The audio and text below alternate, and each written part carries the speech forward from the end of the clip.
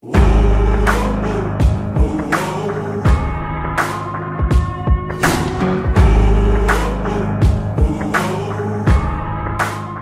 na začátku sezóny, je tady první závod, máme tady Wood Bike Rally, úplně první závod sezóny.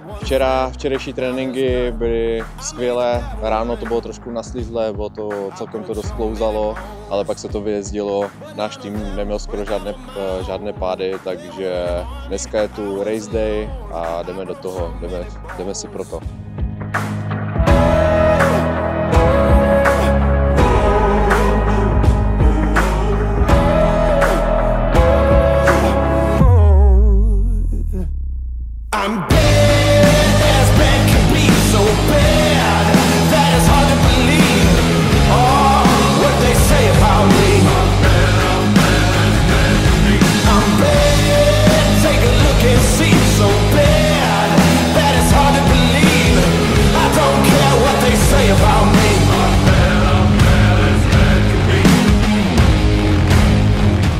Tady po 2 RZách byl jsem učiněn říct nějakou rekapitulaci našeho vedení se. Tak máme tady Dominika, který rozvěsil hnedka asi ve 4. zatáčce, to tak vypadalo, a doháněl to ve 2., která se mu povedla, takže to je dobrá zpráva. Potom třeba Maty tady hned vedle mě, tak ten zase spadl v 2. RZ těsně před koncem. Na jízdy ten jede bomby, ten se snaží se mi lepit na paty.